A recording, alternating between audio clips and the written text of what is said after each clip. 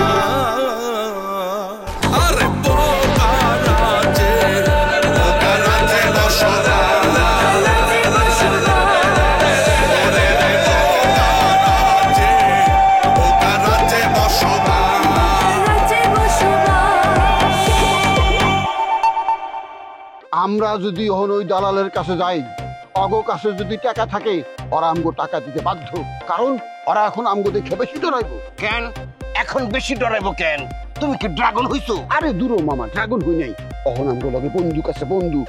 জসিম আমার স্বামী, এখন ও যদি আসে আমার সাথে কথা কইতে চায়, আমার একটু হাত ধরতে চায়, আপনি যদি কিছু বলেন, মানুষ তো উল্টা আপনারই মারবো। তগো যে কি করুন তোরা নিজেরা জানাস, তগো মরণ কনফার্ম হয়ে গেছে। ভাই খারাপ কিছু না ভাই, আর 100 টাকা দেন। হইবে না ভাই, 100 টাকা দেন। আর 100 টাকা কিছু না হবে না 100 টাকায়? 100 টাকা দিয়ে পেট ভরে খেতে অসুবিধা নেই তো ভাই। 100 টাকা লাগবে, 100 দেন প্লিজ। এখন বুঝতে পারতেছি আপনি আরেক দান্দায় ঘুরতেছে। তা তোয়ক না ফয়ক, এখান থেকে কয় টাকা পাইছে কিছু তো বললেন না। টাকা এখনো নেই নাই, নেওয়ার চিন্তা আসছিল মাথায়, এখন সেই চিন্তা বাদ দিচ্ছি। পুরো সময় নষ্ট হুদা কামে। তাহলে কাম শেষে বন্ধু ফেরত দিয়ে। আচ্ছা মামা, চুরির প্ল্যানিং আপনি কি করছেন কোন বুঝায় কোন তো। শোনো ভাগিনা, যেহেতু তোমাদের চুরির অভ্যাস বা অভিজ্ঞতা কোনোটাই নাই, হ্যাঁ, চুরিটা মনে করো আমি নিজেই কারিশমাটিক পদ্ধতিতে করে ফেলাম। তোমরা বন্দুকটা সাথে নিয়ে আমার লগে থাকবা। মনে করো চুরির সময় যদি বাড়ির মালিক জায়গা ওঠে, যদি চোর চোর করে মানে চিল্লা দেয়, শোনো ভাইরা, তুমি জাস্ট এইভাবে অ্যাটাম নিবা, মুখ দিয়ে ঠাস ঠাস ঠাস আওয়াজ করবা। বাঙালি তো দেখবা গুলি না খায় পড়ে গেছে, এর মধ্যে আমি গরু নিয়ে চলে আসবো। মুখ দিয়ে ঠাস ঠাস শব্দ আমি করুন, এটি কি কন না কন আপনি? আমি মুখ দিয়া না, এটা বুলেট ঠেলে আমার হাত দিয়া কনফার্ম গুলি বাইরব। যদি মানুষ পড়ে জায়গা, এদিকে কি হবে জানেন তো? আমার বাপ মায় আমার সঙ্গে মরে যাবো গা। এই কাম আমি জীবনও করতে পারবো না মামা।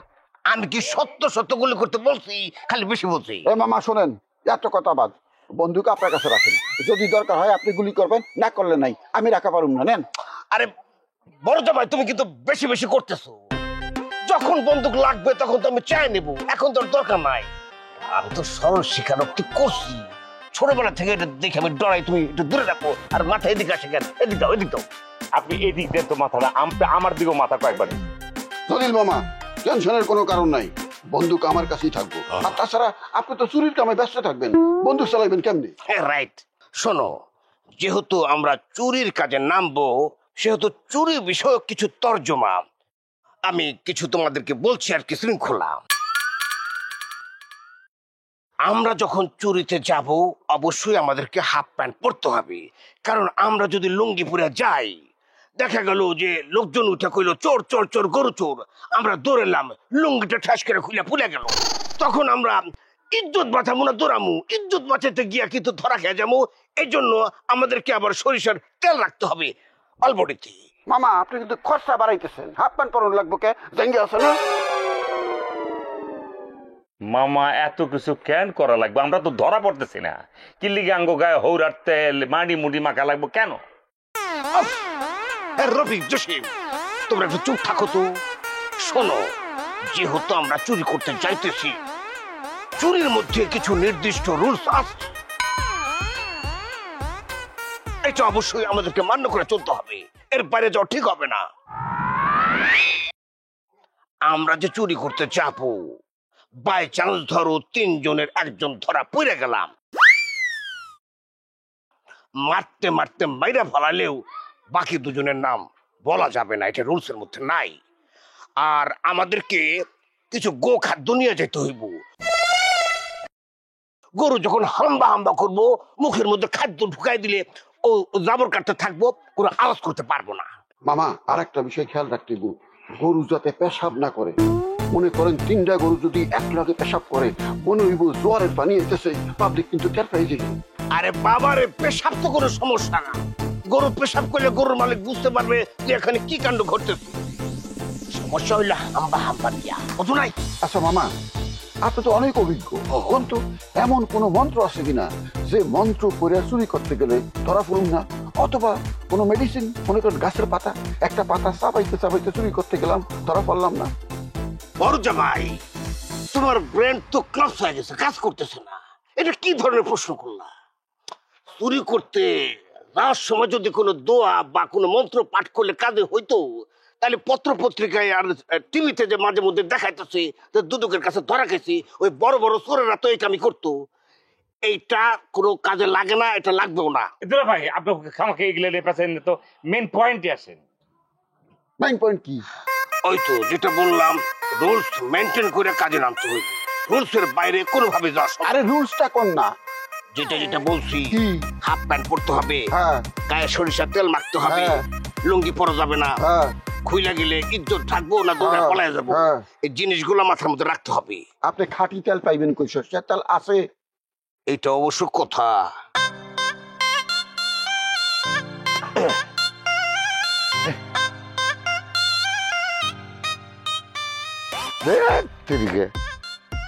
এই নোংরা কাদা পানির মধ্যে এই লতি তোলা আমাকে ঠিক হইতেছে না। যে কোনো সময় যোগ উঠতে পারে, তাছাড়া ঠান্ডা জ্বর আসতে পারে।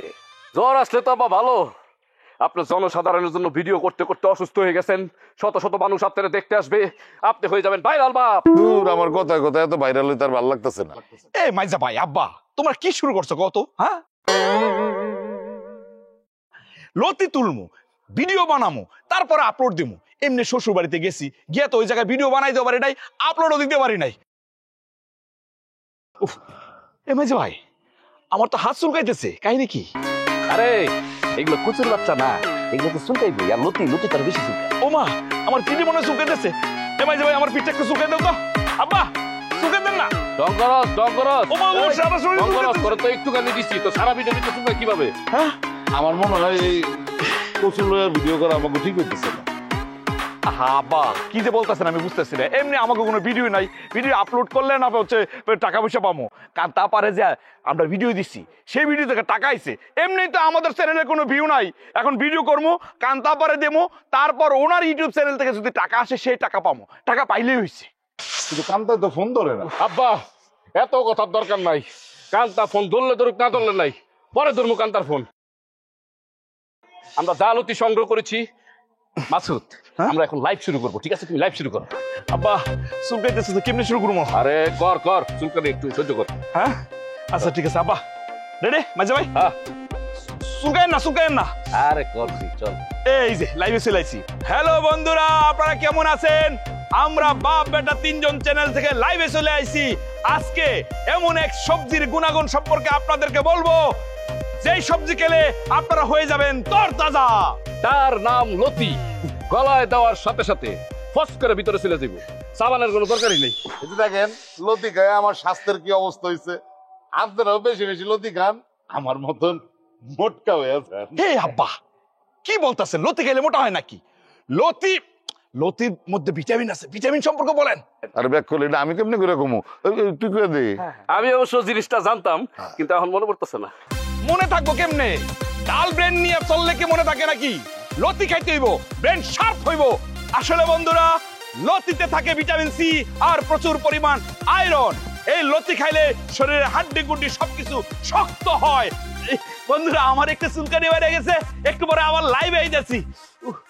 আব্বা চুলকানি কিন্তু সত্যি সত্যি। আমি এতদিন জানি জামাই বউরে থুয়ে গেলে বাপরে ভুলে যায়, মারে ভুলে যায়, ভাইরে ভুলে যায়, বোনরে ভুলে যায়। বউয়ের লগে ঠিকই রসের যোগাযোগ থাকে, আর তালে বেহেন থেকে ঢাকা গেল তোমার লগে যোগাযোগ নাই, সব যোগাযোগ শেষ, কাট আপ। আপনার এত কথা বলতে বলছি? আপনার চা খাওয়া শেষ হয়েছে? চা খাওয়া শেষ হলে যান, বাড়িতে যান। পুরুষ মানুষ এতদিন বউ ছাড়া থাকে? আমি কনফার্ম তালেবের দিনে একটা বিয়া করে ফেলাইছে, পোলাপান হইল কিনা আল্লাহ জানে। দুলা ভাই, আপনার আল্লাহর দোহাই লাগে, আপনি এই ধরনের বাজে কথা বলবেন না। এটা কনফার্ম না হইতে পারে, আমি এরকম অনেক দেখছি তাই কইলাম।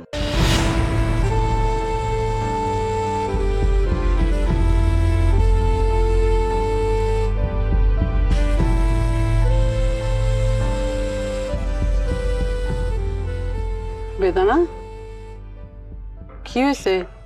শরীর খারাপ? দোকানে যাও নাই কেন? না আম্মা, শরীর খারাপ না, মনটা একটু খারাপ। মন খারাপ কেন? কি হয়েছে? কেউ কিছু বলছে তোমারে? না, কেউ কিছু বলে নাই, কিন্তু একটা বিষয় না আম্মা আমার মাথায় ধরতেছে না। এই যে তালেব যে এতদিন ধরে বাড়িতে নাই, এটা নিয়ে আপনাদের কারো কোনো মাথা ব্যথা আমি নাই? আর কি বলবো বলো, আমার কথার কি কোনো দাম আছে এই বাড়িতে? যা বলার তোমার আব্বার কাছে গিয়া বলো। আপনার কথার দাম নাই মানে? আমি তো দেখি এই বাড়িতে সব আপনার কথাই হয়। না বৌমা, সব কিছু নাই, কিছু কিছু বিষয় আমার হাতে নাই। আমার হাতে থাকলে আমি তালেবের অনেক আগেই চলে আসতে বলতাম।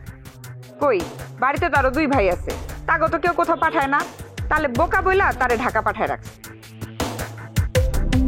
সম্পত্তির কাজ যদি সারা বছর শেষ না হয়, তাহলে কি সারা বছর ঢাকা পড়ে থাকবো? আমিও তো তাই বলি। আর জমির কাগজের জন্য এতদিন ঢাকায় থাকা লাগবে কেন? আয়সা পড়বে, প্রয়োজন হলে আবার যাবে। একবার আসতে পারলে আমি আর তালেবরে ঢাকা যেতে দিব না। আমার সম্পত্তি টম্পত্তি লাগবো না, ওই মালিক মাসুদ আছে, ওরা যাক। এই কথাটা কিন্তু বেশি বলে ফেললাম বৌমা। তালে বলে এই বাড়ির বড় ছেলে, ও যা বুঝে ওরা কি তা বুঝবে? আচ্ছা ঠিক আছে, আমি তোমার আব্বার সাথে কথা বলতেছি। আপনি বলেন, নাইলে আমি আব্বার সাথে কথা বলবো। আমিও দেখতে চাই ও ঢাকা এতদিন কি করে। প্রয়োজন আমি ঠিকানা নিয়ে আমি ঢাকা যাব। এত কিছু তোমার করতে হইব না, আমি তালেব রান্নার ব্যবস্থা করতেছি। তুমি যাও, দোকানে যাও। শুনছি আশিক দোকানে বসবে না। আব্বা না কখন কি করে তার কোনো ঠিক ঠিকানা নাই। এই বয়সে আঙ্গুরি বলে আবার পড়বো, আর তারে আবার পড়াইবো আশিক। আমি দেখবো তো কত দূর পয়রা কি করতে পারে। দেখো, সব কিছু তোমার দেখতে হইব না, তোমার দোকান তুমি ভালো মতন দেখো। আর বেশি বড় বড় কথা বললো না, বেশি বড় বড় কথা বললে কপালে কিন্তু বিপদ আছে, কয়ে দিলাম।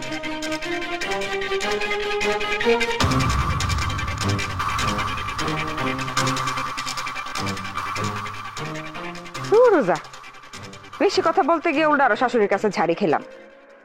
না, আমি দোকানে যাই, ওইটাই ভালো। ফারদানা, এ রুকাইয়া, ফারদানা, তাড়াতাড়ি এদিকে এসো। এই যে দেখো কি নিয়ে আসছি, দেখো। এই যে লতি, আরে যে চিংড়ি মাছ। এইগুলা কার বুদ্ধি? এগুলা আমার বুদ্ধি, তুই খুশি হও না? ভাবি সাথে আমিও ছিলাম। কি ব্যাপার রুকাইয়া, মুখ এরকম গুমরা করে রাখছো কেন? বোমা, আসলে বলতে পারো এটা পিতা পুত্রের সম্মিলিত প্রয়োগ। লতি স্বাস্থ্যের জন্য খুবই ভালো, আর তার উপরে লতি দিয়া ইসা মাছ, ওরে বাপ রে বাপ, কি স্বাদ! যাও যাও যাও, তাড়াতাড়ি পাকানোর ব্যবস্থা করো। আব্বা, আপনি বয়স্ক মানুষ, আপনি এত চিন্তা করেন না, আমি রান্না বান্না সব শেষ করে ফেলাবো। তাহলে আমি গোসল করি কি? জি, যান। এই নাও রুকাইয়া। এইগুলা এখন কাটবো কে? কে কাটবো মানে? তোমরা কাটবা কেন? হাতে কি কোনো সমস্যা হয়েছে নাকি? এই ছোট মাছ তো আমি কাটতে পারবো না। আপা, তুমি কাটবা? আমার ঠেকা পড়ছে, আমি কাটবো। এই বাজারে অন্য কিছু ছিল না? হ্যাঁ, এগুলো কাটুন যায়, এইসব জিনিস কাটুন কি ঝামেলা তোমরা জানো? আরে ভাবি, কি যে কও না, আমরা তো বাজারেই যাই নাই। 3 বাপুত মিললে আমরা কচু খেতে গেছি, গিয়ে ওই জায়গা থেকে লতি উঠাইছি। আসার সময় দেখি কি একজন তো মাছ বেচতেছে, ওই জায়গা থেকে মাছ কিনে নিয়ে আইছি। লতি আর বিশেষ করে চিংড়ি, এটা কিন্তু পুষ্টিগুণ অনেক অনেক উপকার। জানি এটা অনেক উপকার, রান্না করতে আমার অসুবিধা নাই, কিন্তু এই মাছগুলো আমার বাইসা দাও। আমি মাছ বাঁচমু? মাঝে ভাই দেখছো কি কয়? এই তুমি মায়া মানুষ হয়ে কি শিখছো জীবনে? হ্যাঁ, আমি করতে পারবো না, আমি এইগুলা পারি না। এই ধরনের কোনো কথা বলা যাবে না। আমরা যা নিয়ে আসবো তাই তোমাদের রান্না করতে হবে। কিছু বলি না দেখে কি বেশি বাইরে গেছো? ওরে আল্লাহ, এই তুমি আমার সাথে ধমকের সুরে কথা কইতেছো কেন? তুমি মনে হয় আমার ধমক দিতেছো? আমি এই মাছ কাটমু না। এবার দেখি কে কি করে। এ আপা, তুমি না আব্বারে কথা দিলা যে এগুলো তুমি রান্না করবে, এখন আব্বারে কি বলবো? আব্বারে কি করবো সেটা আমি দেখে নিব, কিন্তু এই মাছ আমি কাটতে পারবো না, আমি কিছু করতে পারবো না। এগুলো আমিও কাটতে পারবো না। ধরেন ভাই, ধরো মাছ ধরো।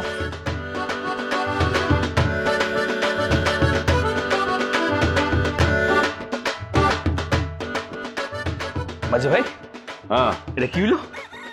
কি আর হইব, বিপদের ভিতরে পড়ে গেলাম। এখন আমাদেরই রান্না করতে হবে। তোমার কারণে রান্নাটা করা লাগতো। তুমি ভাবির এত কড়া কড়া কথা কইতে গেছো কেন? হ্যাঁ, ভাবিরে তো রান্না করতো না। এখন আমার চুলকানি বেড়ে যেতে চারো, আমি কি করবো কত? এই যে দিলি তো দিলি মনে করায় রে, আমারও তখন শুরু করছে। মাঝে ভাই, হ্যাঁ তুমি এক কাজ করো, তুমি ধরো। আরে আমি ধরবো মানে? গোসল করে আই, তুমি রাখো তো। আরে কি একটা বিপদের ভিতরে বললাম, আমি কি গোসল করবো না নাকি?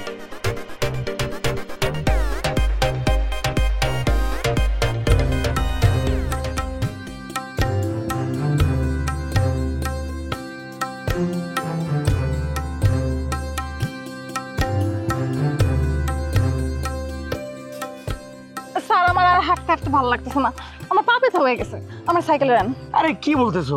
তোমার বললাম না যে সাইকেলের অবস্থা ভালো না।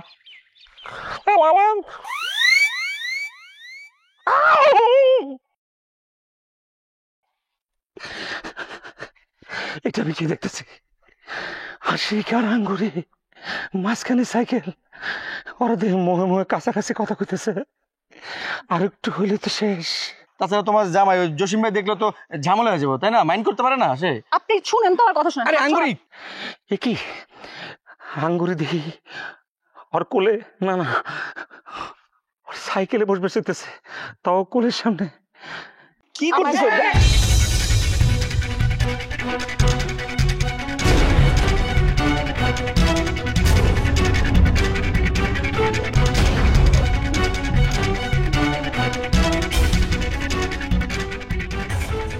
তোর এত বড় সাহস নিমক হারাম, তোর এমডির বউকে তুই ব্রেন ওয়াশ করা তোর গরিবী 2 চাকার সাইকেলের সামনে এক প্রকার কোলে বসে বের চাইতেছস।